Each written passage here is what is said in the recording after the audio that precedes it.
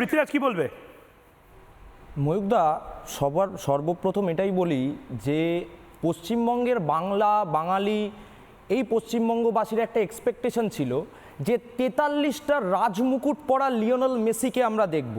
2009, 2010, 2011, 2012, 2015, 2019 এবং সর্বোপরি 2023-এ ব্যালন ড'র জেতা। পৃথ্বীরাজ, তুমি বলছো যখন, আই এম সরি, দেখো ওখানে মমতা বন্দ্যোপাধ্যায়, আমি জানি না, আজকে গোটা তৃণমূলকে নিয়ে মিটিং করা উচিত।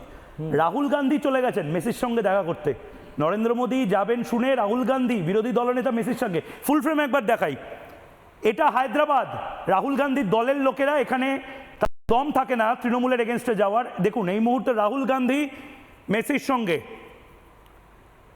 পৃথ্বীরাজ, না, রাহুল গান্ধী এখন আর রিস্কটা নিলেন না, মমতা বন্দ্যোপাধ্যায় পৌঁছতে পারেননি, তাই রাহুল গান্ধী পৌঁছে গেছে, এটা আলাদা বিষয়। এবার ব্যাপারটা হচ্ছে এই 2023-এর শেষ ব্যালন ড'র তোলবার পর বার্সেলোনা ছেড়ে, প্যারিস সেন্ট জার্মান ছেড়ে, তারপর ইন্টার মায়ামির পরে বাঙালি এক্সপেক্ট করেছিল মেসিকে হয়তো আমরা এবার এক ঝলক দেখতে পাবো।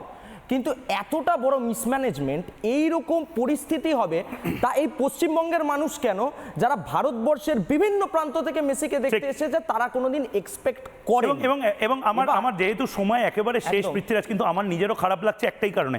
আমি নিজে জানতাম যে এই কেয়াসটা হবে, কারণ খুব অসভ্যতা হচ্ছিল, মানে টাকা টাকা টাকা টাকা। আমি যাকে শুনছিলাম তাকে বলছে জানো 20 টাকার জল 200 টাকা এই জায়গা। আমার নিজের খারাপ লাগছিল, কিন্তু আমি এখনো বলছি বাঙালিদের এবার ভাবতে হবে। এই হায়দ্রাবাদের ইভেন্টটা চোখ খুলে দিল, কালকে মুম্বাইয়ের ইভেন্ট আরও পেশাদারিত্বের সাথে হবে, লাস্ট ইভেন্ট দিল্লিতে।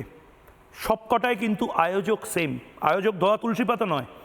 আয়োজক অনেক কিছু ভুল করেছে, কিন্তু আয়োজককে গ্রেপ্তার করে বাকিরা আড়াল হব, এটা চলবে না। অন্তত মিনমিনে মিডিয়া এটা করতে পারে, রিপাবলিক করবে না, টানা এই প্রচারটা চালিয়ে যাবে। নানা ধরনের কন্টেন্ট দেখার জন্য লাইক করুন, শেয়ার করুন আমাদের ফেসবুক পেজ, সাবস্ক্রাইব করুন আমাদের ইউটিউব চ্যানেল।